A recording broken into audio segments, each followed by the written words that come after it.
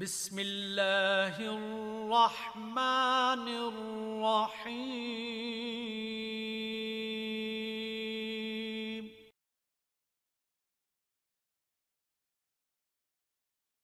ونعوذ باللہ من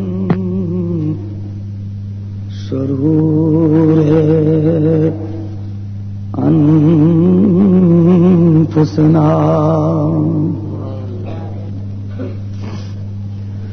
ومن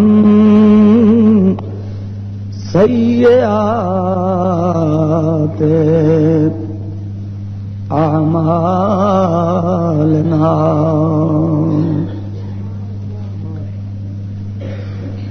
من يهده الله فلا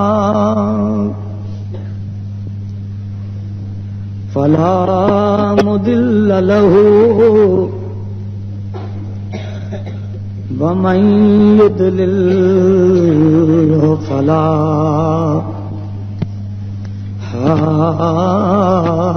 هادي له ونشهد أن لا إله إلا الله وحده لا شريك له ونشهد أن سيدنا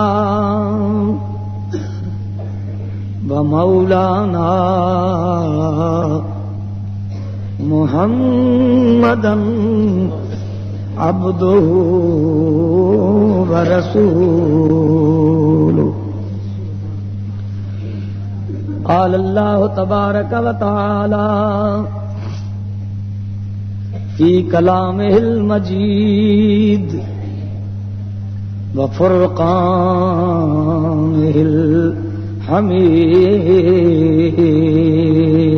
الحميد إن الحكم إلا لله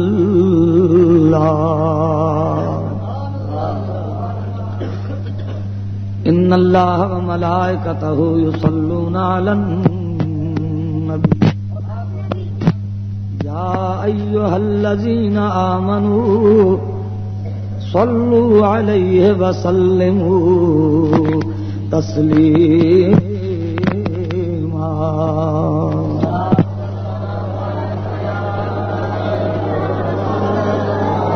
الصلاة والسلام عليك يا رسول الله وسلم عليك يا حبيب الله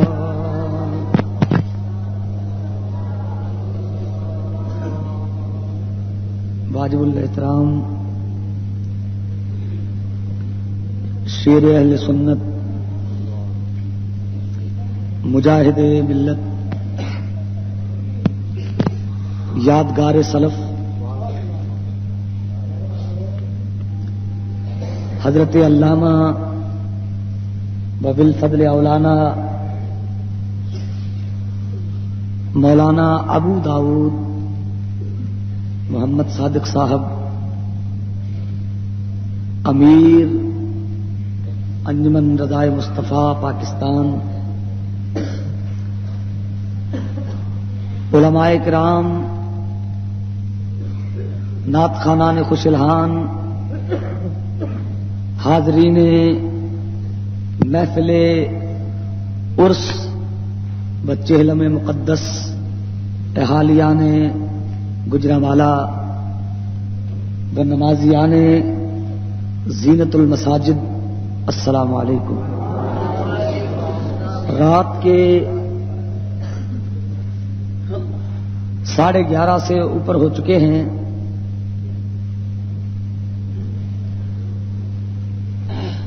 اللہ کے فضل و کرم سے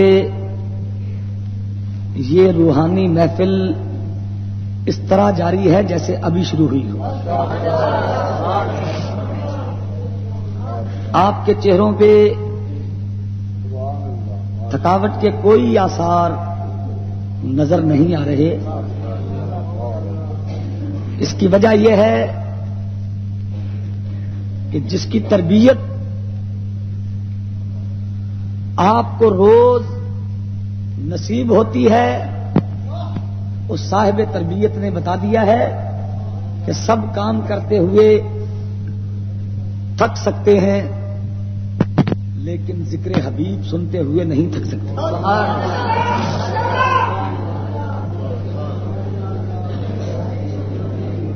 میں دیکھیے ہمارے بعض دوستوں کو میں دیکھ رہا ہوں کہ وہ کسی ذکر کرنے والے کے جذبے پہ بجائے میری طرف توجہ کرنے کے وہ ہنس ہنس کے ادھر دیکھتے ہیں. یہ آداب محفل کے خلاف ہے. ہم اس اللہ کے بندے کے باغ میں بیٹھے ہیں جس نے ہر پھول اس طرح سجایا ہے کہ ان پھولوں کی برکت سے مسجد زینت المساجد بن گئی ہے. تو اگر ہم ہنسی ٹھٹھا مذاق بھی جاری رکھیں تو یہ عرس کے تقدس کے خلاف ہے. اگر کسی کو اللہ جذبہ عطا فرمائے تو اس جذبے پہ ہنسنا یہ اچھوں کا کام نہیں ہے. بزرگ تو دعا کیا کرتے ہیں کہ تڑپنے پھڑکنے کی توفیق دے، دل مرتضی سوز صدیق دے. ہم مشکور ہیں خطیب اہل سنت مجاہد ملت مولانا ابو داؤد محمد صادق صاحب دامت برکاتہم العالیہ کے، جنہوں نے فیصل آباد شریف کے بعد پورے پنجاب کو اعلی حضرت سے تعارف کرایا. اعلی حضرت مولانا مجددی صاحب نے بڑے اچھے انداز میں خوبصورت الفاظ کے موتی پرو دیے. اعلی حضرت کون؟ حضرت والا تبار شاہ احمد رضا خان فاضل بریلوی رحمت اللہ تعالی علیہ. آپ شاید نہ جانتے ہوں کہ رشتے کی حیثیت سے، دنیاوی رشتے کی حیثیت سے میرے پردادا جان بنتے ہیں، کیونکہ اعلی حضرت فاضل بریلوی رحمت اللہ تعالی علیہ کے میرے پردادا جان اس طرح قریبی ہیں کہ چچا اور تائے کے دونوں بیٹے ہیں. بریلی شریف کا فیض بدایوں شریف پہنچا. ہم نعیمی کہلاتے ہیں لیکن نعیمی رضویوں کے غلام ہیں. نعیمی گلشن بریلی کے پھول ہیں. حضرت صدر الفاضل سید نعیم الدین مراد آبادی رحمت اللہ تعالی علیہ وکیل اہل سنت کا خطاب اعلی حضرت کے دربار سے ان کو ملا. تاریخ کو دہرائیے، علماء بدائیوں کو اپنے علم پہ بڑا ناز تھا. انہیں بدائیوں کو قوت العلم کہنے پہ ناز تھا. بڑے بڑے علماء گزرے، مولانا عبد الماجد بدایونی، ان کے بھائی مولانا عبد الحامد بدایونی، اور یہ خاندان پٹھان فیملی جو ایک طرف بریلی میں آباد ایک طرف بدایوں میں آباد، انہوں نے بڑے علمی مارکے طے کیے.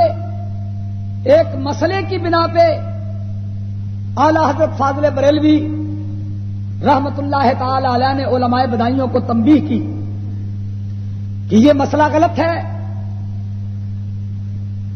علماء بدایوں جنہیں اپنے علم پہ بڑا ناز تھا، اعلی حضرت کو پہچانتے نہ تھے، انہوں نے مقدمہ دائر کر دیا، تاریخی مقدمہ عدالت میں، اور بیان یہ دیا، دعویٰ یہ کیا کہ مولانا احمد رضا خان نے ہماری توہین کی ہے. اعلی حضرت فاضل بریلوی نے کوئی دنیا کا وکیل مقرر نہ کیا، بلکہ عدالت میں لکھ کے دے دیا کہ میرے مقدمے کی پیروی اور میرے مقدمے کے وکیل مولانا نعیم الدین مراد آبادی ہوں گے. چنانچہ آپ مراد آباد سے جایا کرتے تھے اور اس طرح مقدمے کی وکالت کی کہ اعلی حضرت جیت گئے اور ہم ہار گئے. ہم بدایوں کے رہنے والے ہار گئے. اعلی حضرت نے جیتنا ہی تھا.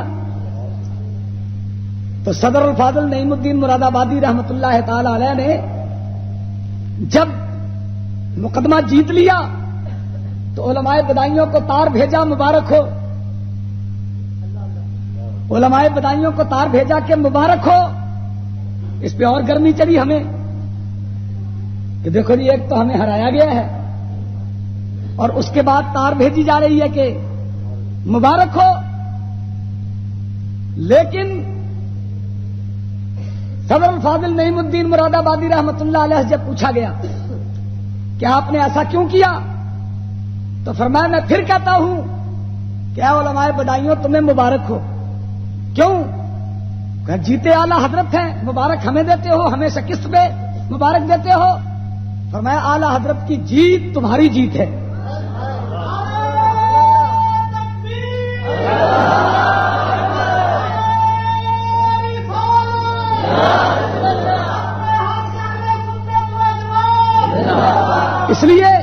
اس لیے کہ تمہارا دعویٰ یہ تھا کہ اعلی حضرت کے فتوے سے ہماری توہین ہوئی ہے.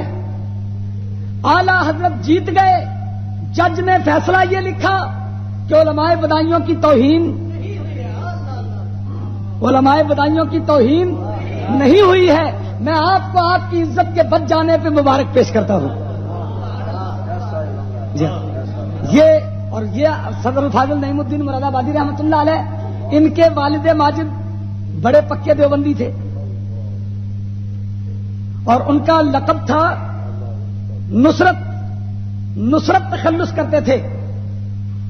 زبردست شاعر تھے اپنے زمانے کے. اعلی حضرت کو نہیں مانتے تھے. آج بھی بہت سے لوگ نہیں مانتے، لیکن ایک وقت آتا ہے جب ماننا پڑتا ہے. اعلی حضرت صدر الفاضل کو بڑی تکلیف ہوتی تھی روحانی، جب اپنے والد ماجد سے اعلی حضرت فاضل بریلوی کی شان میں کوئی بے ادبی سنتے تھے تو دل پکڑ کے رہ جاتے تھے. لیکن ایک مرتبہ صدر الفاضل نے مشورہ دیا کہ یہ کتاب ہے اعلی حضرت کی، اس کا مطالعہ کریں. آپ کے والد صاحب نے کہا میں نہیں بدعتیوں کی کتاب کا مطالعہ کرتا. آپ نے فرمایا مطالعہ تو کریں، آپ کو پتہ لگ جائے گا سنت کدھر ہے اور بدعت کدھر ہے. جب اس رسالے کا مطالعہ کیا تو صبح اپنے بیٹے کو بلایا، فرمایا کہ تم نے وہ رسالہ جو مجھے رات دیا تھا اس کو میں نے رات مطالعہ کیا ہے اور اللہ کی قسم میں ساری رات سو نہیں سکا. چلو مجھے اعلی حضرت کی بارگاہ میں لے چلو. صدر الفاضل کو بڑی خوشی ہوئی. اپنے والد ماجد کو لے کے اعلی حضرت کی بارگاہ میں حاضر ہوئے. آپ کے والد ماجد نے اعلی حضرت کو دیکھتے ہی فی البدی یہ شعر لکھا اور پڑھ کے سنایا. فرماتے پھرا ہوں میں اس گلی سے نصرت ہے جس میں گمراہ شیخ و قاضی. پھرا ہوں میں اس گلی سے نصرت ہے جس میں گمراہ شیخ و قاضی. اے نعیم الدین مجھے مبارک دو، اے سنیو مجھے مبارک دو کہ پھرا ہوں میں اس گلی سے نصرت ہے جس میں گمراہ شیخ و قاضی. اور اب رضائے احمد اسی میں جانوں کہ جس میں احمد رضا راضی.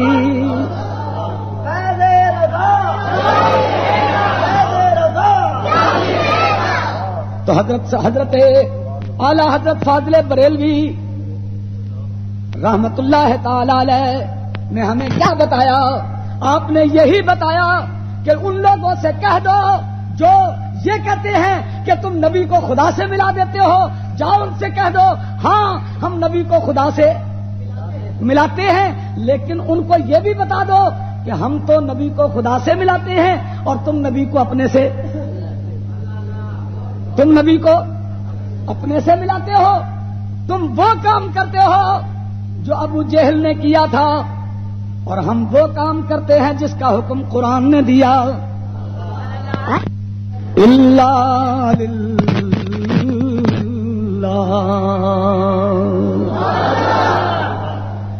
سنیے ترجمہ. قرآن پاک فرماتا ہے ان الحکم الا للہ.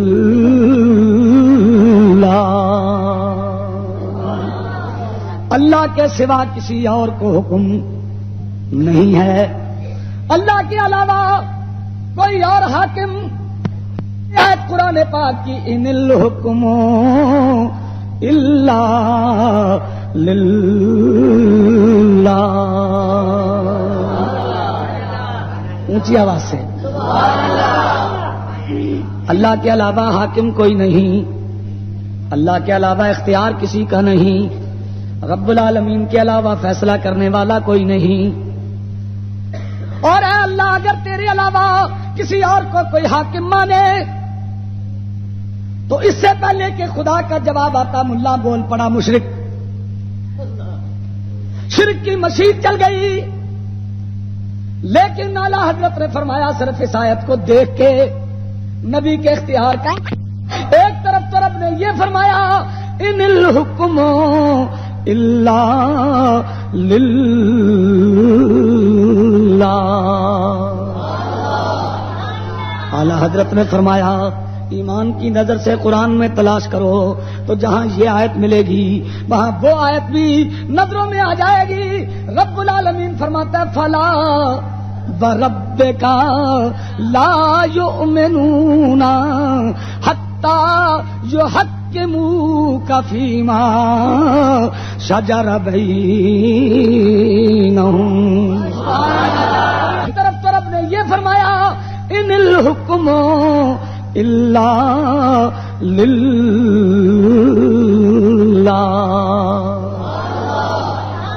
اعلی حضرت نے فرمایا ایمان کی نظر سے قرآن میں تلاش کرو تو جہاں یہ آیت ملے گی وہاں وہ آیت بھی نظروں میں آ جائے گی. رب العالمین فرماتا ہے فلا وربک لا یؤمنون حتی یحکموک فیما شجر بینہم.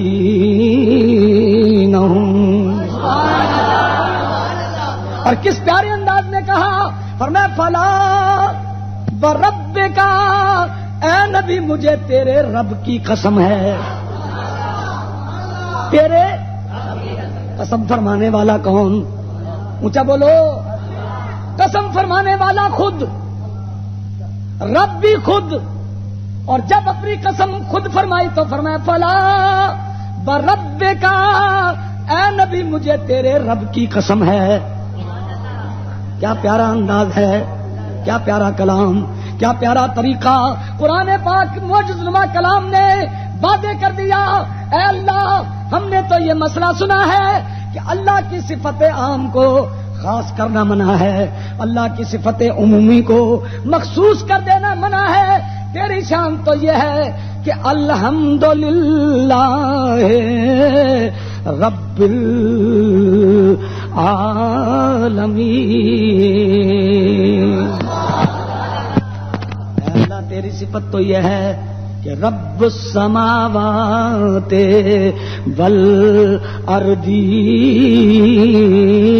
والارضین.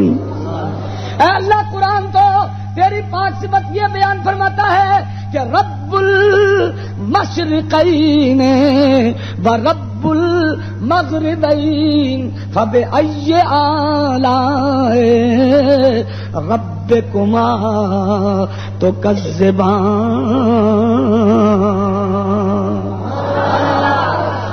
ادھر فرماتا ہے فلا وربک، اے نبی مجھے تیرے رب کی قسم ہے.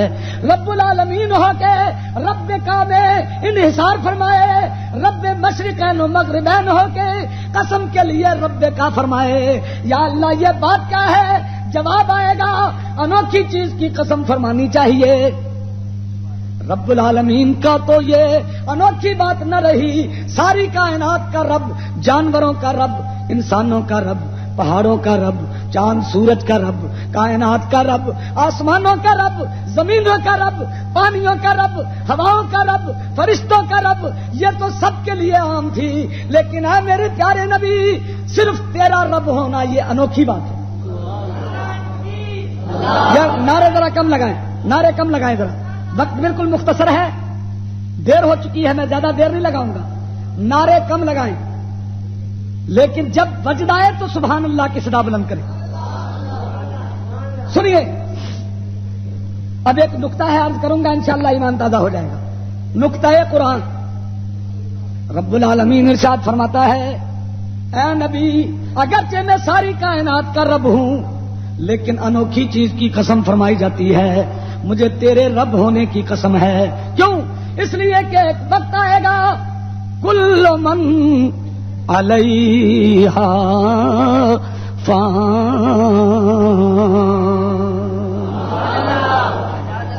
جن کا میں رب ہوں وہ سب فنا ہو، کوئی باقی نہ ہوگا. ایک میں ہوں گا اور کوئی نہ ہوگا. بالقوا رب تو میں اس وقت بھی ہوں گا جبکہ کوئی نہ ہو، لیکن رب بالفعل بھی ہونا ضروری ہے. اللہ کی صفت ربوبیت کبھی بند نہ ہوگی. لیکن اے پیارے نبی جس وقت کے ساری کائنات فنا ہو جائے گی اس وقت بھی میری ربوبیت بالفعل جاری رہے گی.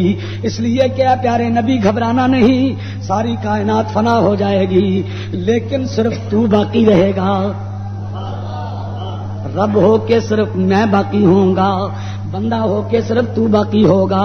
میرے علاوہ رب کوئی نہ ہوگا، تیرے علاوہ مربوب کوئی نہ ہوگا، میرے علاوہ خالق اس وقت بالفعل کوئی نہ ہوگا، تیرے علاوہ حیات میں مخلوق کوئی نہ ہوگی، میرے علاوہ پالنے والا کوئی نہ ہوگا، تیرے علاوہ پرورش کرنے والا پانے والا کوئی نہ ہوگا، میرے علاوہ روزی دینے والا اس وقت کوئی نہ ہوگا، اور میری روزی سے استفادہ کرنے والا تیرے علاوہ کوئی نہ ہوگا. اے پیارے نبی اس وقت ایک رب ہوگا، ایک اس کا بندہ ہوگا، ایک پالنے والا ہوگا، ایک پرورش پانے والا ہوگا. چونکہ اس وقت میری ربوبیت کا بالفعل فائدہ صرف پہنچ لینے والا تو ہوگا.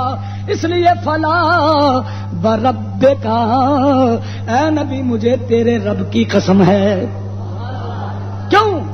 میرا ہونا ضروری، تیرا ہونا بھی ضروری. میں نہ ہوں تو تجھے پالے کون؟ تو نہ ہو تو پالوں کس کو؟ وہ وقت ایسا ہوگا جبکہ میری پرورش کا فائدہ صرف تجھے ہوگا. اے میرے پیارے نبی اسی لیے تیرا فنا نہ ہونا بھی ضروری ہے تاکہ میری ربوبیت بالفعل جاری رہے.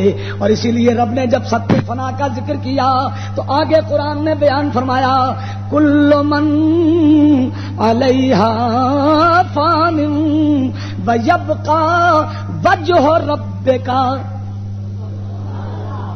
وہاں بھی یہی فرمایا ویبقی وجہ ربک، سب فنا ہو جائیں گے لیکن باقی رہے گی ذات تیرے رب کی.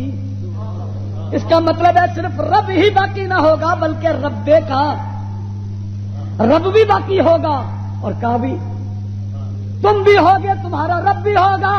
ویبقی وجہ ربک ذو الجلال والاکرام فبأی آلاء ربکما تکذبان. تو اللہ نے فرمایا، اعلی حضرت نے اشارہ کر دیا، فرمایا کہ وہ آیت بھی پڑھو جس میں یہ ہے کہ ان الحکم الا للہ، اور یہ آیت بھی پڑھو فلا وربک لا یؤمنون۔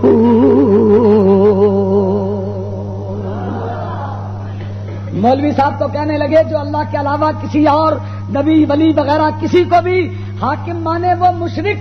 اللہ نے فرمایا اے نبی جو میری حاکمیت کے ساتھ ساتھ تجھے حاکم نہ مانے وہ مومن ہی نہیں۔ ایک آیت سے ثابت کرنے والے نے کیا کہ نبی کو حاکم ماننے والا مشرک ہوگا، دوسری آیت کہہ رہی ہے کہ اے میرے پیارے نبی لا یؤمنون، سب کہیے لا یؤمنون، وہ تو مومن ہی نہیں ہوں گے۔ کون؟ وہ لوگ کب تک؟ حتی یحکموک، یہاں تک کہ حاکم تسلیم نہ کر لیں۔ صرف نمازوں میں، صرف روزے میں، صرف حج میں، صرف مسائل دینیا میں نہیں، بلکہ فیما شجر بینہم،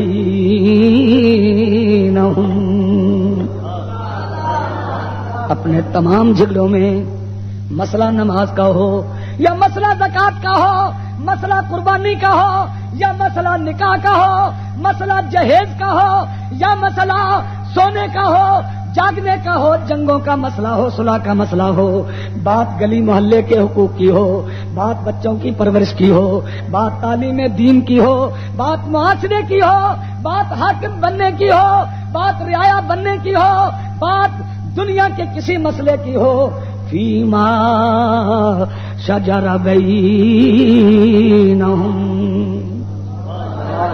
جب تک آپ کو حاکم نہ مانے اپنے تمام جھگڑوں میں، رب فرماتا ہے مجھے تیرے رب ہونے کی قسم ہے ایمان تو ان کے پاس جائے گا ہی نہیں۔ اور پھر جب کسی کو آپ کا فیصلہ مل جائے اور اگر اسے نقصان ہوتا ہو سکتا ہے اس کا دل اس فیصلے کو تسلیم نہ کرے۔ قرآن پاک نے فرمایا ثم لا یجدوا فی انفسہم، جب نبی پاک کا کوئی فیصلہ کسی مسلمان کو مل جائے وہ فوراً اپنے دل میں جھانکے، دل کے اندر ایمان ہوتا ہے اور دل ہی میں شک ہوتا ہے۔ اگر نبی علیہ الصلوۃ والسلام کے فیصلے سے اتفاق ہے تو ایمان دل میں موجود رہے گا، اور اگر ہلکا سا اختلاف بھی دل کے اندر داخل ہوا نبی کے فیصلے سے تو ادھر دل میں شک داخل ہو رہا ہوگا، ادھر ایمان دل سے نکل کے بسترے میں بند ہو کے مونڈے پہ چڑھ جائے گا، ایمان مسافر ہو جائے گا، ایمان کا بستر گول ہو جائے گا۔ ثم لا یجدوا فی انفسہم حرجا مما قضیت ویسلموا تسلیما۔ اعلی حضرت فاضل بریلوی نے فرمایا اور میرا نبی بھی، نبی کے حاکم ہونے سے اللہ کا شرک نہیں ہوتا۔ کیوں؟ اس لیے کہ یہ فیصلہ میرے اعلی حضرت کا نہیں، مولانا ابو داؤد کا نہیں، میرا نہیں، کائنات کے کسی انسان کا نہیں، بلکہ تنزیل من رب العالمین۔ آپ تھک رہے ہیں میرا خیال، تھک گئے ہیں، ضرور تھک گئے ہیں، ورنہ قرآن پڑھا جائے، زینت المساجد کا مجمع ہو، قرآن پڑھا جائے، اللہ کا ذکر کیا جائے، شعر تو پڑھنے جائز بھی ہیں، پڑھے جا بھی سکتے ہیں، لیکن اعلی حضرت کا مسلک بیان کرتے ہوئے میرا دل چاہتا ہے کہ زینت المساجد میں قرآن پیش کیا جائے، لیکن قرآن پاک کے سننے کا طریقہ یہ ہے کہ اے اللہ قرآن اذا تلیت علیہم آیاتہ زادتہم ایمانا.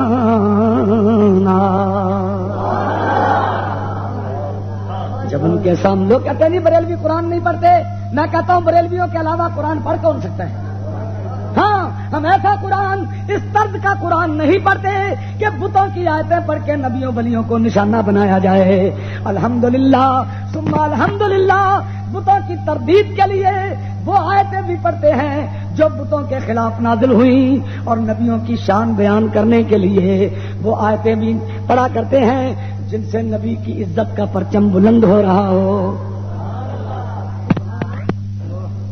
آگے چلیے.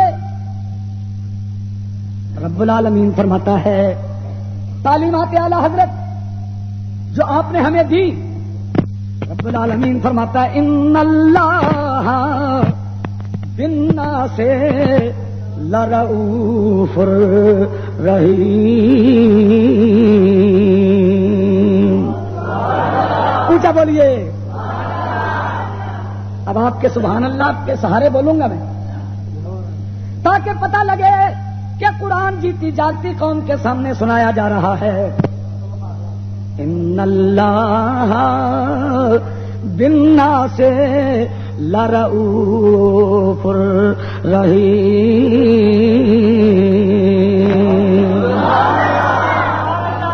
بے شک اللہ لوگوں کے لیے رؤوف بھی ہے اور رحیم بھی. رؤوف ہونا کس کی صفت؟ اللہ کی. رحیم ہونا کس کی صفت؟ رؤوف بھی اللہ، رحیم بھی اللہ. اے اللہ اگر کوئی تیرے علاوہ کسی اور کو رؤوف مانے یا رحیم مانے تو ملا بول پڑا مشرک ہو جائے گا. لیکن اعلی حضرت فاضل بریلوی نے فرمایا کہ شرک ٹھہرے جس میں تعظیم رسول، شرک ٹھہرے جس میں تعظیم رسول، اس برے مذہب پہ لعنت کیجئے.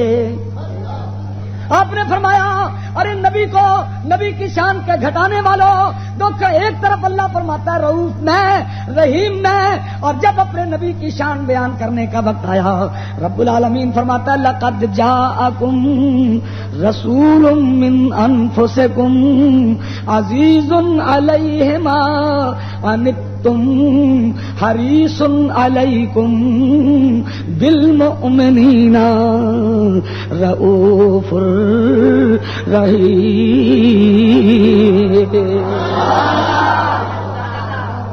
اللہ بھی رؤوف، اس کا نبی بھی، اللہ بھی رحیم، اس کا نبی بھی. میری بات ہو نہ مانو، مفسر کی بات ہو نہ مانو، عام انسان کی بات ہو نہ مانو، لیکن اللہ کے قرآن کا کیسے انکار کرو؟ اللہ فرماتا ہے دیکھو میں بھی رؤوف، میرا نبی بھی رؤوف، میں بھی رحیم، میرا نبی بھی رحیم، اور اللہ کریم. بولو اللہ، اللہ کریم ہے یا نہیں؟ بولو اللہ کریم ہے یا نہیں؟ اللہ کریم ہے، اللہ کرم والا، اللہ ذوالمنن ہے، اللہ کرم والا ہے. اور جب اپنے نبی کی باری آئی رب العالمین فرماتا ہے یہ قرآن جو تمہارے سامنے پڑھا جا رہا ہے انہ لقول رسول کریم.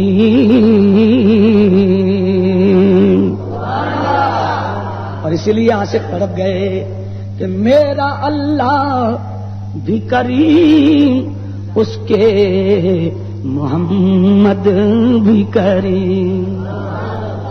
میرا اللہ بھی کریم اور اس کے محمد بھی کریم.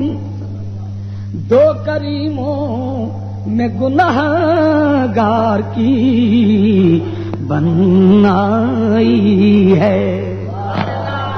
دو کریموں میں گنہگار کی بنائی. سب پڑھیے دو کریموں میں گنہگار کی. اے اللہ یہ قرآن کی آیتیں انہیں کیوں نہیں نظر آتی؟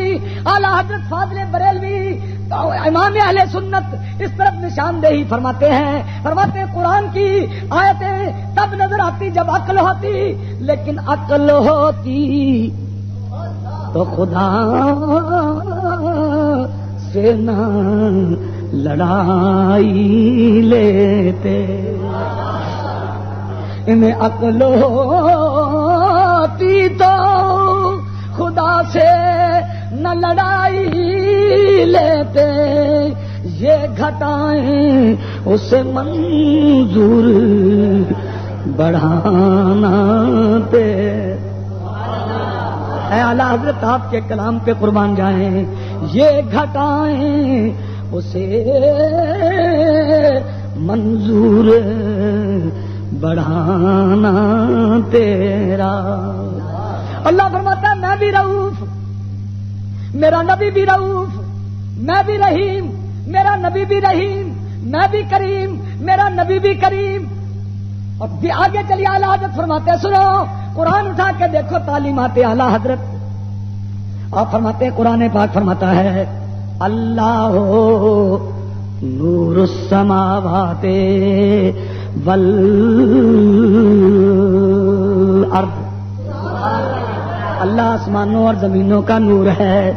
ملا کو یہ آیت ہاتھ لگ گئی، کہنے لگا جب اللہ نور ہوا اس کے علاوہ کوئی اور نور ہو نہیں سکتا، اللہ کے علاوہ اگر کسی اور کو نور مانو گے تو مشرک۔ اعلیٰ حضرت فاضل بریلوی طرف اٹھے، میں سنی ہوں ان کی باتیں نہ جاننا، ان کی طرف نہ جانا، ان کی بات کو نہ سمجھنا، بلکہ آؤ دربار اعلیٰ حضرت میں آؤ۔ آپ نے فرمایا وہ آیت بھی دیکھی، یہ آیت بھی دیکھو، قد جاءکم من اللہ نور و کتاب مبین، بے شک آ گیا تمہارے پاس اللہ کی طرف سے نور یعنی نبی علیہ الصلوۃ والسلام اور کتاب مبین یعنی قرآن حکیم۔ اعلیٰ حضرت فاضل بریلوی فرماتے ہیں نور سے مراد نبی پاک، کتاب مبین سے مراد قرآن۔ میں پشاور میں تقریر کر رہا تھا، ایک صاحب کھڑے ہو گئے، کہنے لگے مفتی صاحب آپ نے صاحب ترجمہ کیا ہے، آپ نے ترجمہ کیا نور و کتاب مبین کا ترجمہ نور اور کتاب مبین، ترجمہ یہ نہیں ہے بلکہ اس کا ترجمہ ہے نور یعنی کتاب مبین۔ یہ واو عاطفہ نہیں بلکہ واو تفسیری ہے، تو جو نور ہے وہی کتاب ہے، جو کتاب ہے وہی نور ہے۔ نبی علیہ الصلوۃ والسلام کا ترجمہ آپ نے کہاں سے کر لیا؟ میں نے کہا چلو ایک بات تو تم نے بھی مان لی نا کہ کتاب جو کہ خدا نہیں ہے وہ نور ہے، تو تم نے کتاب کو نور مانا، میں نے کتاب والے کو مان لیا۔ اگر کتاب کو اللہ کے علاوہ نور ماننا شرک نہیں ہے تو کتاب لانے والے کو نور ماننا بھی شرک۔ اور باقی رہی علمی بات، آپ نے یہ کہا کہ وہ یہاں یعنی کے معنی میں ہے، بہت تفسیری ہے، یہ آپ نے غلط کہا۔ میں نے عرض کیا کہ ٹھیک ہے واو عطف کے لیے بھی آتی ہے، واو تفسیر کے لیے بھی آتی ہے، واو کے معنی اور بھی ہوتا ہے، واو کے معنی یعنی بھی ہوتا ہے، لیکن واو کا عطف کے لیے آنا اس کا معنی حقیقی ہے، اور واو کا تفسیر کے لیے آنا اس کا معنی مجازی ہے۔ اور حقیقی معنی کو چھوڑ کے مجازی معنی اسی وقت استعمال کیے جائیں گے جبکہ مجاز کے استعمال کے لیے کوئی قرینہ موجود ہو۔ حقیقی معنی مراد لینے کے لیے قرینے کی ضرورت نہیں ہے، لیکن مجازی معنی مراد لینے کے لیے قرینہ ضروری ہے۔ میں نے کہا بتائیے نور و کتاب مبین میں واو کے حقیقی معنی چھوڑ کے مجازی معنی یعنی تفسیری معنی کر لینے کا قرینہ کون سا ہے؟ تو وہ بہرحال کچھ سمجھدار تھے۔ پہلا آدمی مجھے ان میں ملا جو کچھ علم والا تھا، کہنے لگے کہ مفتی صاحب آپ کو یہاں قرینہ نظر نہیں آیا؟ میں نے کہا آپ نے یہ بھی ٹھیک کہا کہ واو کے حقیقی معنی عطف کے ہیں اور واو کے تفسیری معنی مجاز ہیں، یہ بھی ٹھیک کہا آپ نے کہ تفسیری معنی اور یعنی مجازی معنی اسی وقت مراد دیے جائیں گے جبکہ حقیقی معنی چھوڑنے اور مجازی معنی مراد لینے پہ کوئی قرینہ اور دلالت موجود ہو۔ لیکن کہنے لگے کہ آپ ہوں گے دو، ایک نور اور ایک کتاب، تو فاعل ہوگا تثنیہ اور جا کا فعل واحد، لقد جاءکم، قد جاءکم، جا کا فعل واحد ہے اور فاعل تثنیہ ہے، فاعل دو ہیں، تو اگر آنے والے دو ہوں تو چاہیے تھا کہ فعل بھی نہ تسنیہ ہوتا، فعل بھی تسنیہ کا ہوتا، جا حمزے کے زبر کی بجائے فاعل کا دو آنا، فعل کا نہیں تو تاکہ قرینے قیاس ہو جائے اور قاعدے کو بدلنا نہ پڑے. یہ معنی تبھی درست ہوں گے کہ بے شک یعنی کتاب، ورنہ ترجمہ یہ ہوگا بے شک آ گئے اور وہاں ہے آ گیا. دیکھیے قرآن پاک فرماتا ہے کہ کسی مومن مرد اور کسی مومن عورت کو اختیار نہیں ہوگا. قرآن پاک فرماتا ہے ماں کانا نہیں ہے لمؤمن ولا مؤمنۃ، نہیں ہے کسی مومن مرد اور نہ کسی مومن عورت کو ان یکون لہم الخیرۃ کہ ان کو کوئی اختیار رہے. یہ آیت میں ٹھیک پڑھ رہا ہوں؟ مجھے کچھ تھوڑا سا مغالطہ لگا اس میں. ہاں ان یکون لہم الخیرۃ، ہاں نہیں ہے کسی مومن مرد کو اور نہ کسی مومن عورت کو اختیار ہی نہیں باقی رہا. کب؟ اذا قضى اللہ ورسولہ. میں نے کہا دیکھیے یہاں اللہ ورسولہ کے درمیان میں بھی بھاؤ آیا اور قضا کا فعل واحد ہے، قضا کا فعل واحد ہے. اگر آپ کا ترجمہ کیا جائے کہ اگر فاعل دو ہوں تو فعل کو تسنیہ آنا چاہیے تھا، چونکہ فاعل ایک ہے فعل ایک ہے، لہذا دو مجازی معنی میں تفسیر کے طور پہ لائی جائے گی. تو ترجمہ یوں ہوگا جب کہ فیصلہ کرے اللہ یعنی اس کا رسول. نہیں سمجھے؟ اللہ یعنی اس کا رسول.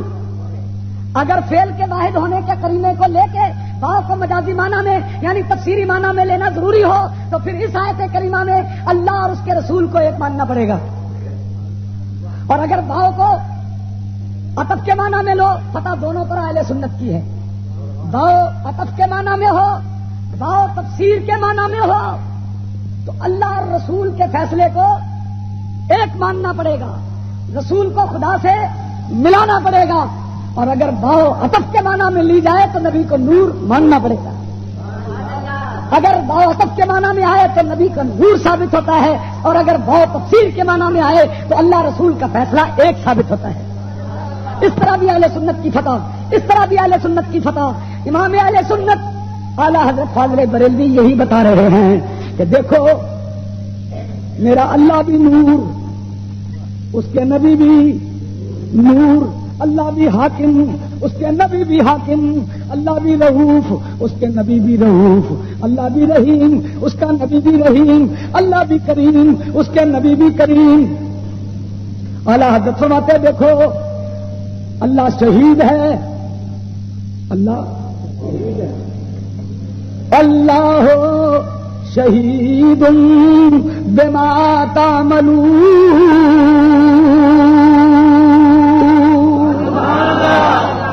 اللہ تمہارے کاموں کا گواہ ہے، اللہ تمہارے کاموں پہ حاضر ہے، اللہ تمہارے کاموں کا ناظر ہے. اور جب نبی کی باری آئی رب العالمین نے ارشاد فرمایا وَكَذَلِكَ جَعَلْنَاكُمْ أُمَّةً وَسَطًا لِتَكُونُوا شُهَدَاءَ عَلَى النَّاسِ وَيَكُونَ الرَّسُولُ عَلَيْكُمْ شَهِيدًا. غیب کا جاننے والا رب العالمین، بولو غیب کا جاننے والا عالم الغیب، غیب کا جاننے والا پروردگار. اے اللہ کسی اور کو اگر کوئی غیب مانے تو مولوی صاحب کہنے لگے مشرک ہو جائے گا. اللہ آگے فرماتے ہیں فلا یظہر، نہیں مطلع فرماتا نہیں ظاہر فرماتا، فلا یظہر علی غیبہ احدا الا.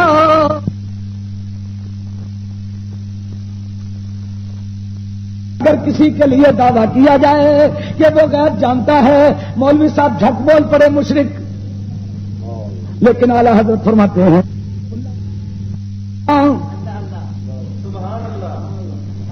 اس کا تو کام یہ ہے کہ ذکر لو کے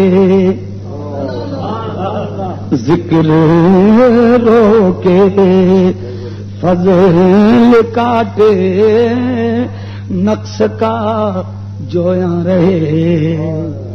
ارے ذکر روکے فضل کاٹے، ذکر کی محفل ہو کہے کر دو بند، ذکر روکے فضل کاٹے، جہاں نبی کی فضیلت آئے اسے کاٹنے کی کوشش کرے۔ ارے ذکر روکے فضل کاٹے، نقص کا جویا رہے، اور پھر کہے مرد کے ہوں امت رسول اللہ کے، پھر یہ کہے کہ میں رسول اللہ کا غلام ہوں۔ فرمایا ان سے بچو۔ اللہ فرماتا ہے فلا یظہر علی غیبہ احدا، کسی پہ اپنے غیب کو ظاہر نہیں فرماتا۔ یا اللہ کوئی تو ہے جس پہ تو اپنے غیب کو ظاہر فرماتا ہو، جن سے میں راضی ہو جاؤں۔ مطلب یہ ہوا غیب بتانے کے لیے، غیب ظاہر کرنے کے لیے شرط یہ ہے کہ میں ان رسولوں پہ اپنے غیب کو ظاہر کر دیتا ہوں جن سے میں راضی ہو جاؤں، یعنی جو رسول مجھے راضی کر لے، جو مجھے راضی کر لے۔ تو بتائیے نبی اللہ کے سارے رسولوں میں سے جو سچے پیغمبر گزرے، جو اللہ کی طرف سے آئے، جو بناوٹی نہ تھے، جو حقیقی معنی میں پیغمبر تھے، جو رسالت لے کے آئے، پیغام خداوندی لے کے آئے، جتنے بھی آئے جن کی تعداد کا اللہ اور اس کے رسول کو علم ہے، بتائیے کیا ایک رسول بھی ایسا ہے جس سے اللہ راضی نہ ہو؟ کوئی نہیں نا۔ اور راضی ہونا اللہ کا یہ ہے غیب کے دینے کی دلیل۔ تو معلوم یہ ہوا کہ اللہ نے اپنے ہر رسول کو غیب دیا۔ قرآن کا فیصلہ تو یہی ہے۔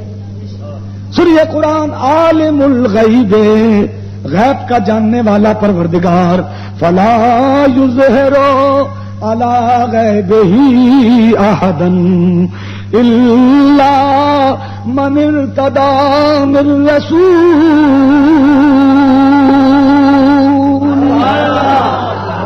مگر رسولوں میں سے میں جس پہ راضی ہو جاؤں۔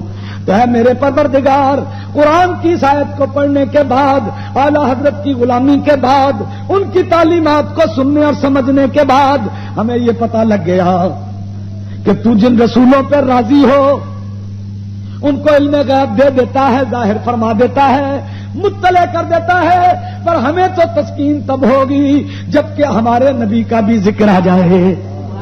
اے میرے پیارے نبی، آمنہ کے لال، در یتیم، امام الانبیاء، ساری کائنات کے دولہ، شب اسرا پہ جانے والے عرش الہی پہ، اے پیارے پروردگار یہ تو بتلا دے۔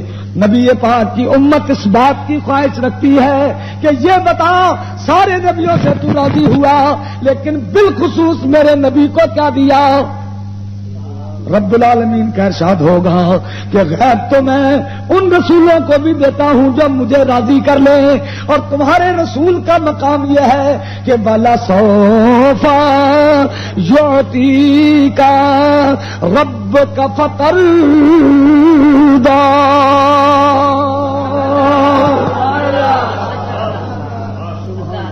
آپ کا پروردگار اے پیارے نبی آپ کو اتنا دے گا کہ آپ راضی ہو جائیں گے۔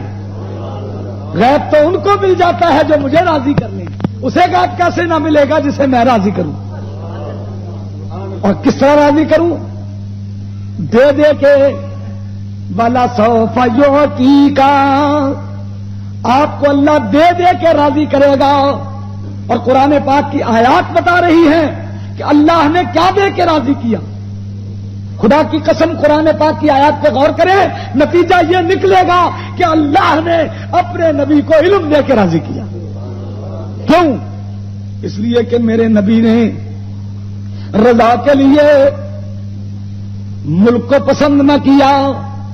میرا نبی ملک لے کے راضی نہ ہوا، کرسی لے کے راضی نہ ہوا، حکومت لینے پہ راضی نہ ہوا، تخت لینے پہ راضی نہ ہوا، تاج لینے پہ راضی نہ ہوا، جاگیر لینے پہ راضی نہ ہوا، کوٹھیاں اور کاریں لینے پہ راضی نہ ہوا، اے پیارے نبی میں آپ کو دعا سکھا دیتا ہوں، تعلیم سکھاتا ہوں دعا کی، اور آپ دعا کیا کریں تاکہ آپ کی رضا کا راستہ لوگوں کو معلوم ہو جائے۔ وَقُلْ رَبِّ زِدْنِی عِلْمًا۔ اے نبی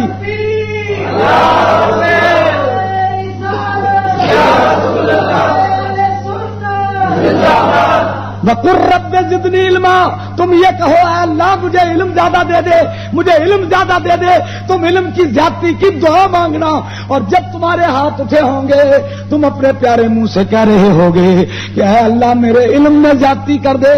وَقُلْ رَبِّ زِدْنِی عِلْمًا، تو اس کے جواب میں خدا کی قدرت گویا ہوگی کہ وَلَسَوْفَ يُعْطِيكَ رَبُّكَ فَتَرْضَىٰ،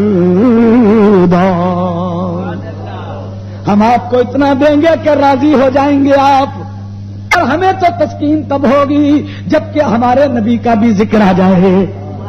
اے میرے پیارے نبی، آمنہ کے لال، در یتیم، امام الانبیاء، ساری کائنات کے دولہ، شب اسرا پہ جانے والے عرش الہی پہ، اے پیارے پروردگار یہ تو بتلا دے، نبی پاک کی امت اس بات کی خواہش رکھتی ہے کہ یہ بتا سارے نبیوں سے تو راضی ہوا لیکن بالخصوص میرے نبی کو کیا دیا؟ رب العالمین کا ارشاد ہوگا کہ غیب تو میں ان رسولوں کو بھی دیتا ہوں جو مجھے راضی کر لیں، اور تمہارے رسول کا مقام یہ ہے کہ وَلَسَوْفَ يُعْطِيكَ رَبُّكَ فَتَرْضَىٰ۔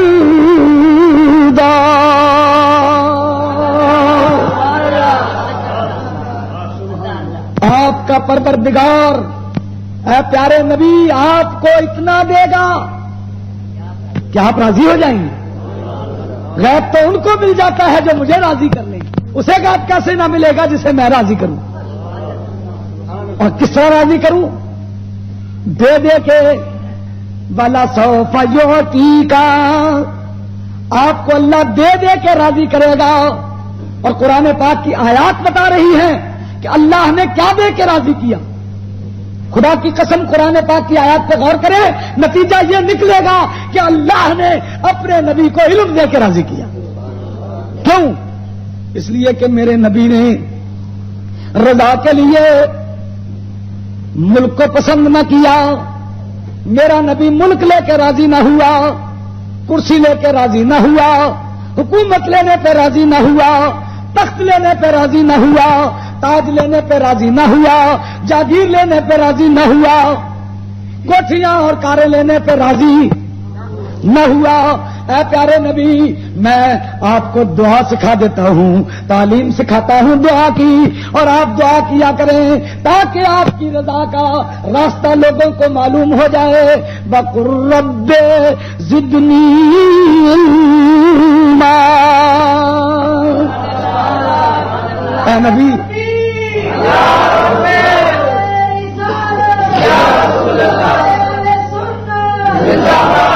وَقُلْ رَبِّ زِدْنِی عِلْمًا، تم یہ کہو اے اللہ مجھے علم زیادہ دے دے، مجھے علم زیادہ دے دے۔ تم علم کی زیادتی کی دعا مانگنا، اور جب تمہارے ہاتھ اٹھے ہوں گے تم اپنے پیارے منہ سے کہہ رہے ہوگے کہ اے اللہ میرے علم میں زیادتی کر دے۔ وَقُلْ رَبِّ عَلَّمَكَ مَا لَمْ تَكُنْ تَعْلَمُ۔ اے نبی آپ کو آپ کے خدا نے وہ ساری چیزیں، وہ ساری شے، وہ ساری ملکیت، وہ ساری وجود میں آنے والی چیزیں یا آگے آنے والی جو بھی چیزیں آپ کے علم میں پہلے نہ تھیں، وَعَلَّمَكَ مَا لَمْ تَكُنْ تَعْلَمُ، جو کچھ بھی آپ نہ جانتے تھے وہ سب کچھ آپ کو آپ کے خدا نے سکھا دیا۔ اس کی وجہ کیا ہے کہ وَكَانَ فَضْلُ اللَّهِ عَلَيْكَ عَظِيمًا،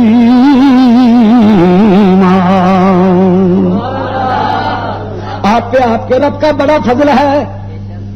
مَا لَمْ تَكُنْ تَعْلَمُ تھے، رب نے فرمایا وہ سکھایا جو آپ نہ جانتے تھے۔ یاد رکھیے علم کی حد ہے، ایک کتاب پڑھنے والے کی حد ایک کتاب ہے، 10 کتاب پڑھنے والے کے علم کی حد 10 کتابیں ہیں، کراچی تک جانے والے کی علم کی حد کراچی ہے، مکہ شریف تک جانے والے کے علم کی حد مکہ ہے، دنیا کے علاقوں کے جس علاقے میں گیا ہوگا، جہاں تک گیا ہوگا، جہاں تک پڑھا ہوگا وہیں تک علم ہوگا، لیکن لا علمی کی حد کوئی نہیں۔ اور اللہ نے فرمایا اے نبی جس چیز کی حد کوئی نہیں، یعنی معلوم تکن تعلم، جو آپ نہ جانتے تھے وہ میں نے آپ کو سکھا دیا، اور چونکہ نہ جاننے کی حد کوئی نہیں، اور اسی نہ جانی ہوئی تمام چیزوں کا علم جب آپ کے رب نے آپ کو دے دیا تو اس کے بعد آپ کے علم کی بھی حد کوئی نہ رہی۔ اور شاعر تڑپ گیا، فرماتا جب علم کا معلوم ہے کہا، پھر علم ہے اول آخر کا۔ جب علم کا معلوم ہے کہا، پھر علم ہے اول آخر کا۔ اب کون کہے کیا نہ دیا تیرے علم عطا کا، کیا کہنا۔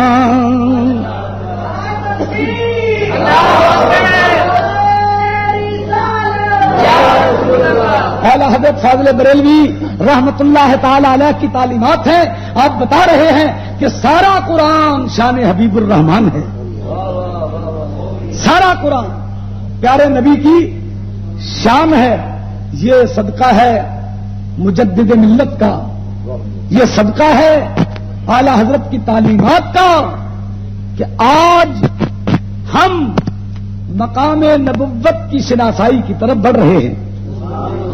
اور اعلی حضرت سے پوچھا گیا کہ اے اعلی حضرت آپ کے صدقے اللہ نے ہمیں نبی کی پہچان کرائی، آپ کیا کہتے ہیں؟ آپ فرماتے ہیں فیض ہے اے رضا احمد،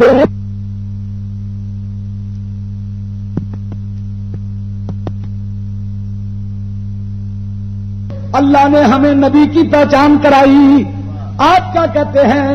آپ فرماتے ہیں فیض ہے اے رضا احمد پاک کا، فیض ہے اے رضا احمد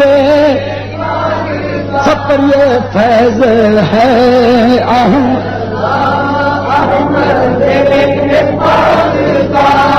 فیض ہے رضا احمد، سنو فیض ہے اے رضا احمد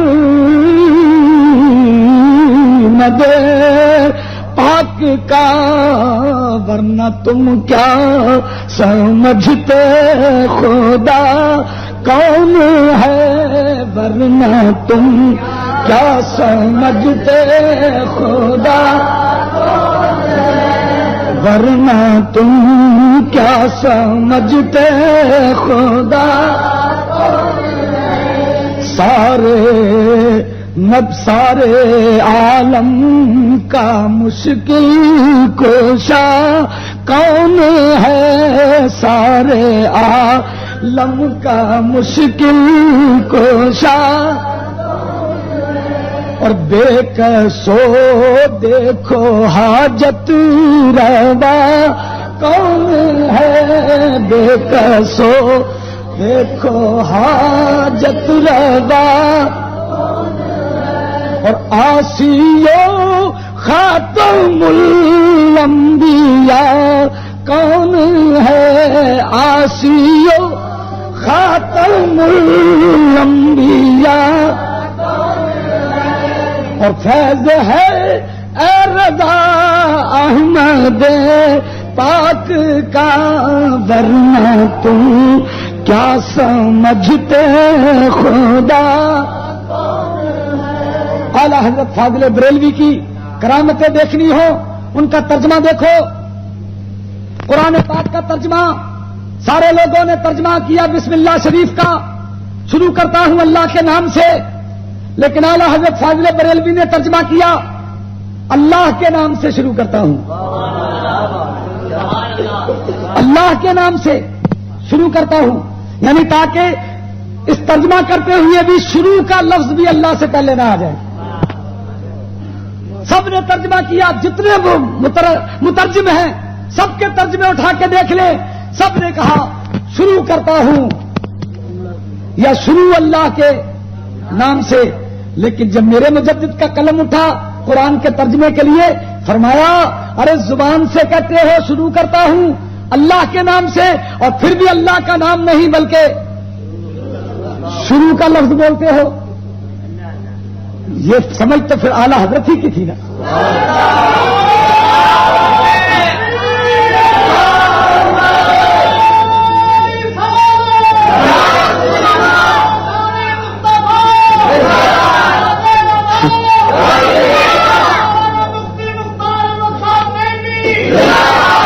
یہ ترجمہ کرنے والوں شروع کرتا ہوں اللہ کے نام سے، تم نے ثابت کر دیا کہ تمہارا دل تمہاری زبان کے مطابق نہیں ہے۔ کیوں؟ تم نے کہا شروع کرتا ہوں اللہ کے نام سے، اللہ کے نام سے کب شروع کیا؟ تم نے شروع کے لفظ سے، ہاں، پھر اس کے بعد کرتا، اور پھر اس کے بعد ہوں۔ نہیں جی، ایک صاحب میں پاک پتن شریف گیا، اللہ تعالیٰ سب کو وہاں کی زیارت نصیب فرمائے، تو ایک صاحب وہاں تقریر کر گئے تھے کہ دیکھو جی یہ امام اہل سنت ہے، ایسے شعر کہتے تھے کہ دم میں دم آ گیا، دم میں دم، دم میں دم، دم میں دم، مذاق کر رہے تھے۔ میں نے کہا بے وقوف کو پتہ ہی نہیں کہ دم میں دم آنا اردو کی کتنی بڑی فصاحت و بلاغت ہے۔ دم میں دم آ گیا، میں نے کہا یہ تو دم میں دم آ گیا تو ان کا لفظ ہے نا، اور تمام دنیا کے شاعر اس لفظ کو فصاحت کی بلندی پہ لے جاتے ہیں۔ یہ اردو لغت کا جاننے والا اس لفظ پہ قربان ہو جائے۔ اور میں نے کہا ان کو بھی سن لیا۔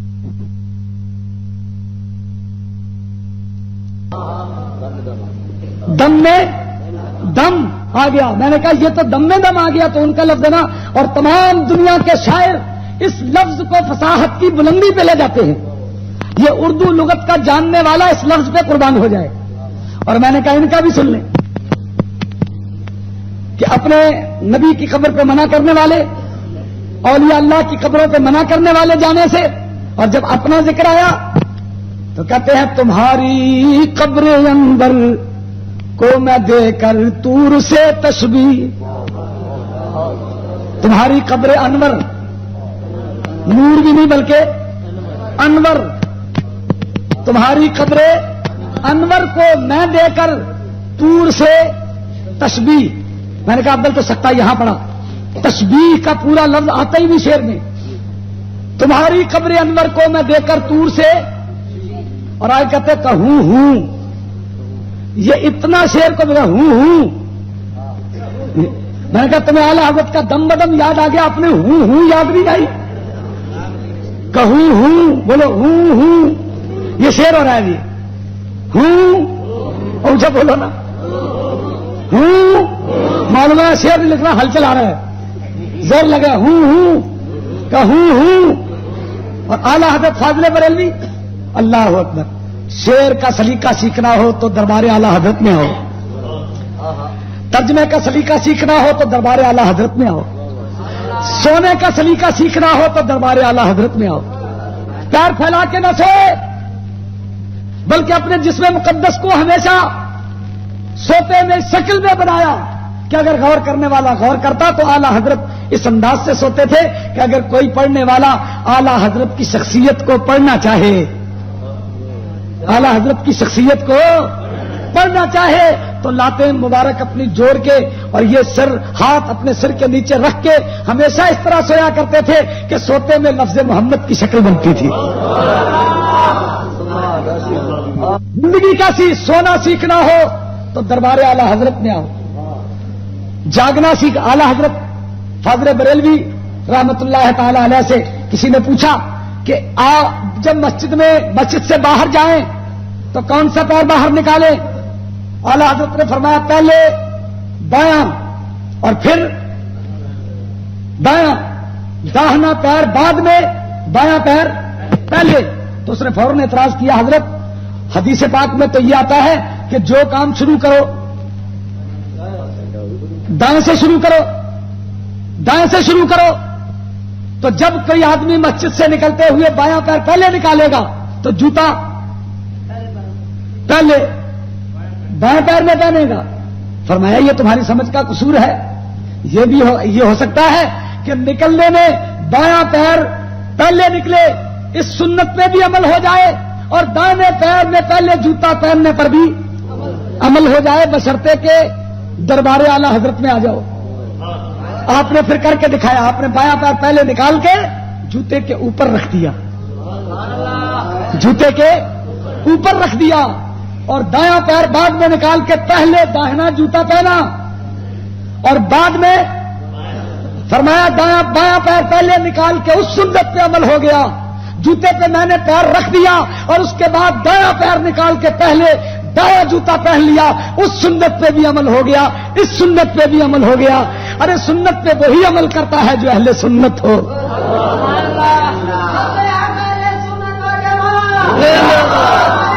مکرمہ میں اور مدینہ منورہ میں حاضر ہوئی اس فقیر کی تو ایک صاحب آئے مسجد نبوی شریف میں، بڑا ہجوم ان کے ساتھ، اور وہ سیدھے گئے مواجہ شریف میں سرکار کے دربار شریف کے سامنے.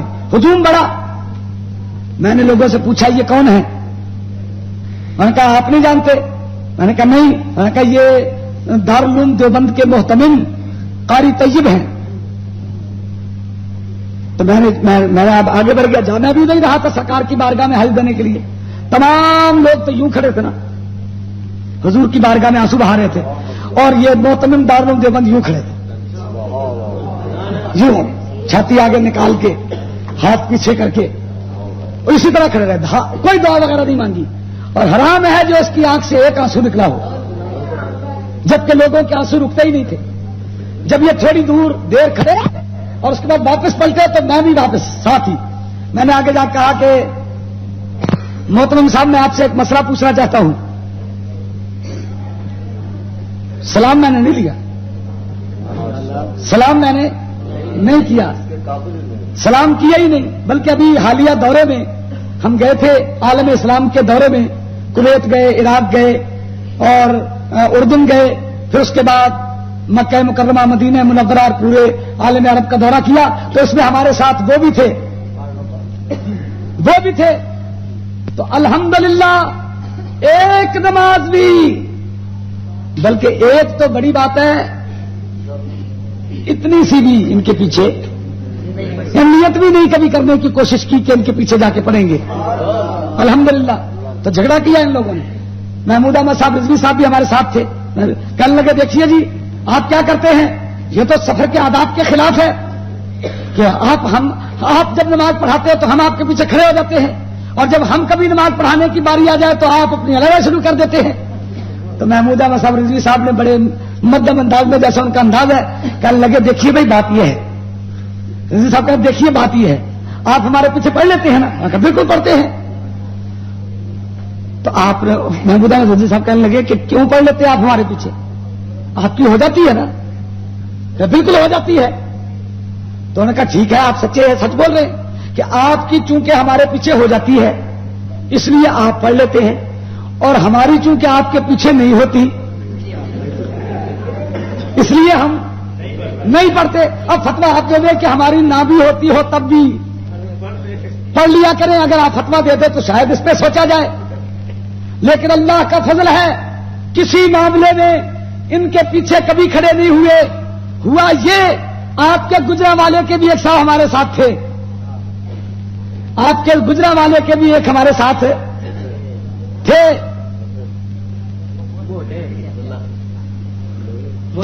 بتاؤں کہ کیا ہوا؟ جس جگہ ہم گئے آگے آگے غوث پاک کے روضے پہ، ہم پیچھے پیچھے یہ سارے امام اعظم کے روضے پہ آگے، ہم پیچھے یہ. اور میں نے ان سے کہا، میں نے کہا چل لینے دو پاکستان میں، آنے دو بیٹا گجرا والا.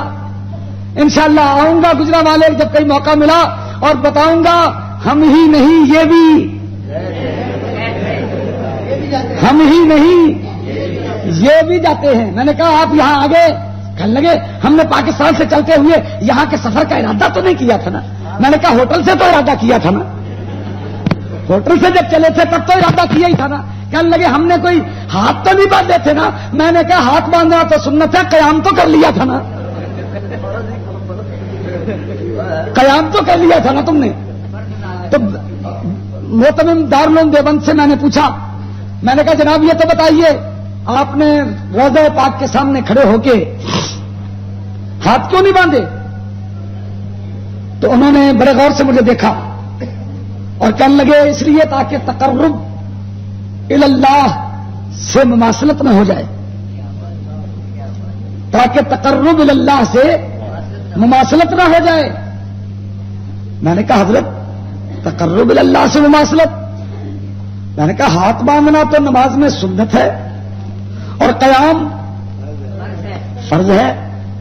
فرض تو آپ نے ادا کر ہی لیا, باقی رہ گئی سنت. سنت اس لیے آپ نے ادا نہیں کی کہ آپ اہل سنت نہیں ہیں, آپ اہل سنت نہیں ہیں. اگر اہل سنت ہوتے تو سنت کبھی نہ چھوڑتے. اور میں نے کہا وہ امام مالک رحمت اللہ علیہ جن کے یہاں قیام کے اندر ہاتھ باندھنا ضروری نہیں, ہاتھ چھوڑ کے بھی جائز ہے, ان کے نزدیک آپ نے سنت اور فرض دونوں ہی ادا کر لیے. تو بجائے اس کے کہ کوئی جواب دیتے کہنے لگے اس وقت تو پان حاضر ہے, اس وقت تو پان حاضر ہے. میں نے کہا پھر اس وقت تو سلام حاضر ہے, اور وہ سلام بھی وہ نہیں بلکہ اذا خاطبهم الجاهلون قالوا سلاما. اور پھر روضہ رسول پاک گواہ ہے اس بات کا کہ بانی دارالعلوم دیوبند محتمم دارالعلوم دیوبند کے چہرے پہ پسینے کے قطرے تھے, اور اہل سنت جو وہاں جمع ہوتے ان کی آنکھوں میں خوشی کے آنسو تھے.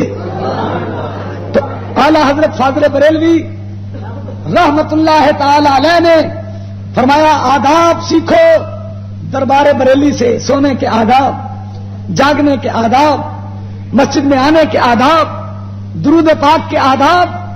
اور سنیے میں آپ کو ایک بات بتاؤں, ہر بات کا جواب اپنے ذمے مت رکھا کرو, سارے جواب آپ ہی دیں.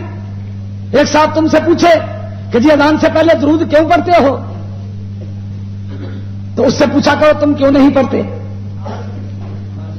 سیدھا اس سے پوچھ تم کیوں نہیں پڑھتے, تو وہ کہے گا آپ کیوں پڑھتے ہیں. اگر زیادہ اصرار کرے تو ایک ہی بات کہو, سانو چنگا لگتا ہے, سانو درود. اس سے کہو کہ تم کہو چنگا. دلائل تو کوئی عالم دے گا, لیکن عام لوگوں کی بات کرتا ہوں. ہر بات کے جواب دہی آپ کے ذمے نہیں ہے, کبھی ان سے پوچھا بھی کرو. اچھا لگتا ہے ہمیں, اس سے پوچھو تجھے اچھا, کبھی نہیں کہے گا. اور جب یہ نہ کہے مجھے اچھا نہیں لگتا تو کہو جو چیز اچھی لگتی ہے اسے کرنا بھی اچھا ہوتا ہے. ہر بات کا جواب آپ اپنے ذمہ لیتے ہیں, یہی تو ان کی چال ہے. انہوں نے چھوٹے چھوٹے مسائل میں آپ کو الجھا لیا, اور بجائے اس کے ایک وقت وہ تھا جب سنی سوار ہوتا تھا ان پہ. ہم کہتے تھے تم نبی کے گستاخ ہو, اور یہ جواب دینے سے گھبراتے تھے. آج چھوٹی چھوٹی باتوں میں ہم الجھ گئے ہیں اور ہمیں جواب دینا پڑتا ہے. جہاں یہ لوگ سوال کریں وہاں تم بھی سوال. کوئی اگر یہ کہے کہ اللہ کے علاوہ کسی اور کے علم غیب ماننا کیسا ہے, تو تم سوال کرو کہ نماز کے اندر نبی کے خیال آنے کو نماز کا فاسد کرنے والا کہنے والا کون ہے. پوچھا کرو جو یہ کہے کہ نماز میں نبی کا خیال آ جائے تو نماز ٹوٹ جاتی ہے, ایسا کہنے والا کون ہے. جو ان کے عقیدے ہیں وہ بھی بیان کر کے ان سے پوچھا کرو. اور انشاءاللہ تعالی اس کے علاوہ ان کے عوام کو کوئی فرار کی جگہ نہیں ملے گی کہ جب آپ یہ کہیں گے کہ جو یہ کہے کہ نماز کے اندر نبی علیہ الصلوۃ والسلام کا خیال آنے سے نماز ٹوٹ جاتی ہے, فاسد ہو جاتی ہے, وہ کیسا ہے. تو اکثریت میں وہ ہوگی جو کہے گی بے ایمان. کہنا پڑے گا, انہیں ماننا پڑے گا کہ ایسا کہنے والا بے ایمان. جب وہ بے ایمان کہے تو اس بے ایمان کی تصویر جو اس کی کتابوں میں کھینچی ہوئی ہے, تصویر تو وہ ہے جو لکھی ہوئی ہے, اس میں شکل صاف نظر آ رہی ہے.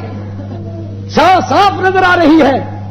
اور اعلی حضرت فاضل بریلوی رحمت اللہ تعالی علیہ کا ترجمہ، ان کی کرامت آپ کا سونا، ان کی کرامت آپ کا جاگنا، ان کی کرامت آپ کی زندگی، ان کی کرامت آپ کی اولاد بھی ان کی کرامت ہے. بڑے بیٹے حضرت حجت الاسلام مولانا حامد رضا خان صاحب سب کا یہ رحمت اللہ تعالی علیہ، جنہوں نے اعلی حضرت فاضل بریلوی رحمت اللہ تعالی علیہ کے گھر میں پرورش پائی اور حجت الاسلام کا لقب پایا. ہمارے والد صاحب رحمت اللہ علیہ فرمایا کرتے تھے کہ میں نے زندگی میں، اپنی زندگی میں مولانا حامد رضا خان صاحب جیسا حسین اپنی نظروں سے دیکھا ہی نہیں. ہمارے پہ جدھر بیٹھے ہوتے تھے محفل سجا کرتی تھی اور ہم دیکھ کے یہ کہا کرتے تھے کہ اگر یہ اتنے حسین ہیں تو جن کا نام لیتے ہیں وہ آقا کتنا حسین ہوگا. حضرت مفتی اعظم ہند مولانا مصطفیٰ رضا خان صاحب، جنہیں آج رحمت اللہ تعالی کہتے ہوئے فخر تو ہوتا ہی ہے، لیکن دل میں احساس یہ ہوتا ہے کہ اہل پاکستان ان کی زیارت نہ کر سکے. کتنی بڑی کرامت ہے یہ. اہل پاکستان ان کی زیارت نہ کر سکے، یہ ان کی کرامت ہے. آگے کیسی کرامت ہے یہ؟ اہل پاکستان ان کی زیارت وہ لوگ نہ کر سکے، یہ بھی ان کی کرامت ہے. ارے آج چھوٹے چھوٹے پیری کے دعویٰ کرنے والے جس طرف جائیں ان کے مرید انہیں نذرانوں سے لاد دیتے ہیں. ایک مرتبہ شہزادہ اعلی حضرت پاکستان میں تشریف لاتا، لوگ ان کے قدموں میں اپنے دل ڈال دیتے. ان سے بڑا کون پیر تھا؟ ان سے بڑا شہزادہ کون تھا؟ شہزادہ اعلی حضرت سے بڑا مسلمانان پاکستان کے لیے سب سے ان سے بڑا مقام کس کو حاصل تھا؟ اگر پاکستان میں آتے تو انہیں کس چیز کی، کس بات کی کمی تھی؟ لیکن پاکستان والوں کا ان کی زیارت سے محروم رہنا یہ شہزادہ اعلی حضرت کی کرامت ہے. کیا کرامت ہے؟ جب تمام دنیا کے لوگ، تمام پاکستانی اپنے امام کے شہزادے کو دیکھنے کے لیے تڑپ رہے تھے، ان کی خدمت میں گزارش کی گئی آپ پاکستان تشریف لائیے. فرمایا پاکستان آنا میرے لیے صرف ایک سفر ہے، وہ کروں یا نہ کروں، لیکن چونکہ میں نے پاسپورٹ نہیں بنوایا، میں نے پاسپورٹ نہیں بنوایا، اس لیے میں پاکستان نہیں آ سکا. عرض کی حضور پاکستان پاسپورٹ کیوں نہیں بنوایا؟ فرمایا اس لیے کہ پاسپورٹ بنوانے کے لیے فوٹو کھچانی پڑتی ہے، اس لیے میں نے فوٹو نہیں کھچوائی، پاسپورٹ نہیں بنوایا. لاکھوں اپنے مریدوں کو تڑپتا ہوا چھوڑ دیا، ان کے نذرانوں سے، اپنے دل کی سیری سے ان کے نذرانوں کو ٹھکرا دیا. نہ گیا صرف اس لیے تاکہ مفتی اعظم کے ذمے فوٹو کی یہ لعنت نہ لگ جائے. اللہ اکبر، یہ کرامت نہیں ہے اس زمانے میں. تو بولو یہ بات کر لینی بڑی آسان ہے، بات کرنے میں تو کوئی خرچ ہوتا ہی نہیں، بات کرنے میں تو کوئی صرف ہوتا ہی نہیں، لیکن عمل کرنا بڑا مشکل ہے. میرے والد صاحب رحمت اللہ علیہ نے 40 سال تکبیر اولا سے نماز باجماعت ادا کی. 40 سال. جب کبھی آپ سے کوئی وظیفہ لینے آتا تھا تو آپ فرماتے تھے بھائی میری طرف سے تو وظیفہ یہی ہے، تمہاری مشکلیں حل ہو جائیں گی، تم ایسے کرو کہ 40 دن کا چلا کرو. وہ کہتے حضور کیسے چلا کریں؟ فرمایا 40 دن کا چلا یہ کرو کہ تمہاری 40 دن کے اندر کوئی نماز تکبیر اولا کے بغیر نہ ہو. آپ فرماتے تھے تم ارادہ کر لو 40 دن تکبیر اولا کے ساتھ نماز باجماعت ادا کرنے کا ارادہ کر لو، اللہ تعالیٰ اس تکبیر اولا کی برکت سے تمہاری مشکل کو حل فرما دے گا. تو کہاں ملے ایسے لوگ؟ تو میں عرض کرتا ہوں جن کا چہلم شریف ہے، جن کا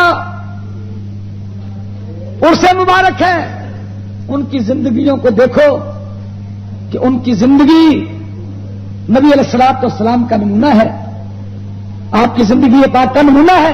کسی بزرگ کے پاس ایک شخص مرید ہونے کے لیے گیا، کافی عرصہ رہا، واپس جانے لگا۔ انہوں نے پوچھا بھائی تم آئے بھی تھے، جا بھی رہے ہو، اپنا مقصد بیان نہیں کیا تم نے۔